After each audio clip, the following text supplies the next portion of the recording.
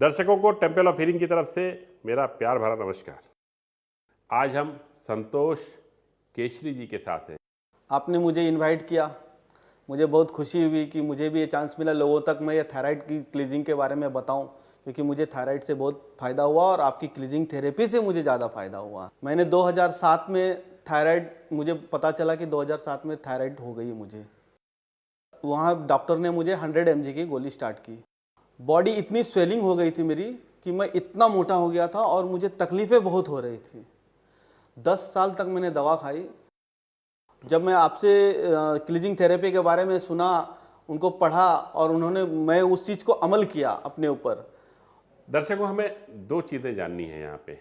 पहली चीज़, थायराइड होता क्या है, और दूसरी चीज़ कि आखिर संतोष जी ने ऐसा क्या कर दिया कि इनकी थायराइड जड़ से ख़त्म हो गई।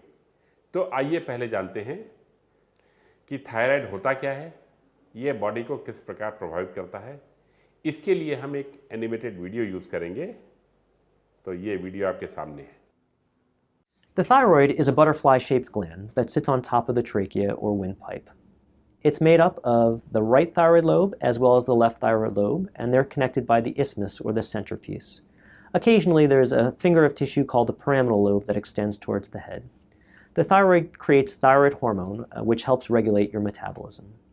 There are a lot of important structures in the area, including the parathyroid glands. These are 4 small glands that sit behind the thyroid and control the calcium levels in the blood. In addition, there's an important nerve called the recurrent laryngeal nerve that helps control the voice box. It's very important that your surgeon is familiar with this area. If all 4 of the parathyroid glands are injured or removed, the blood calcium levels may drop quite low, and you may need to take calcium and vitamin D pills. If the recurrent laryngeal nerve is injured, your voice may become hoarse on a temporary or permanent basis. Fortunately, in experienced hands, these complications are very, very rare. दर्शकों, मुझे लगता है कि animated video देख के आपको काफ़ी कुछ स्पष्ट हो गया होगा। अब हम आगे संतोष जी से फिर पूछते हैं कि इन्होंने इलाज के लिए क्या क्या किया। सबसे पहले मैं लीवर क्लींस किया, फिर किडनी क्लींस किया। बाय द वे, मैं क्लियर कर दूं, क्लींजिंग थेरेपी के लिए मेंबरशिप ही लिवर क्लींस है। तो सबसे पहले हर एक जन को लिवर क्लींस ही करना है। तो आपने लिवर क्लींस किया, किडनी क्लींस किया, फिर एसिडिटी किया। अरे वाह। उसके साथ साथ पैरासाइट किया। बाद में मुझे पता चला कि थायराइड क्लीजिंग भी होती है। उस थायराइड क्लीजिंग से मैंने डॉक्टर निधि वर्मा से कांटेक्ट किया। अच्छा। उन्होंने उन्होंने मुझे बताया कि ये चीज़ यूज करो। उन्होंने सबसे पहले गाजर बोला, खीरा बोला, नींबू है, अदरक है और धनिया पत्ता है।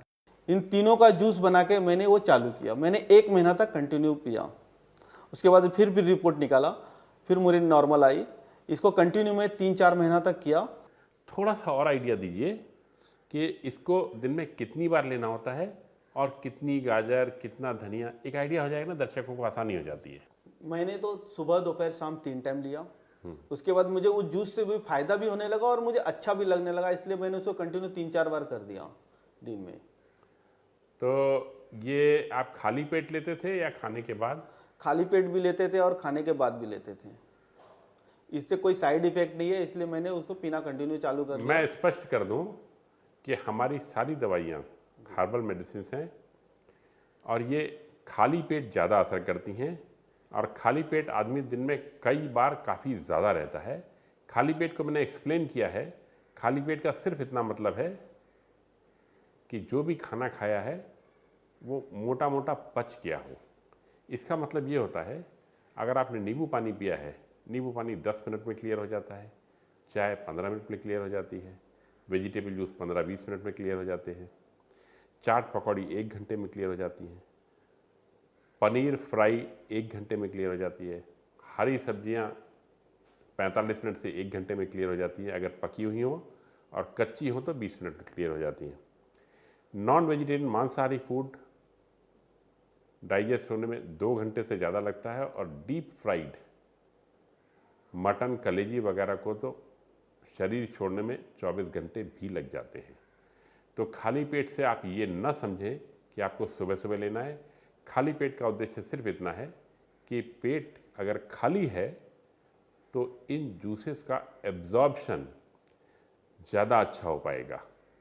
तो संतोष जी, एक चीज़ और रह गई, कितनी गाजर, कितना धनिया, कितना नींबू? आधा किलो गाजर, आधा किलो खीरा, 100 ग्राम अदरक, 2-3 नींबू और पाव किलो धनिया पत्ता। अगर आपको लगे कि अदरक ज़्यादा हो रही है, कोई सब्ज़ी ज़्यादा कम हो रही है, तो अपने हिसाब से एडजस्ट कर लें। मुझे एक ही चीज़ और कहनी होती है कि सब्ज़ियाँ ताज़ी खरीदें, और मुझे लगता है इन सब से आपका थायराइड कंट्रोल में आ जाएगा। धन्यवाद दोस्तों।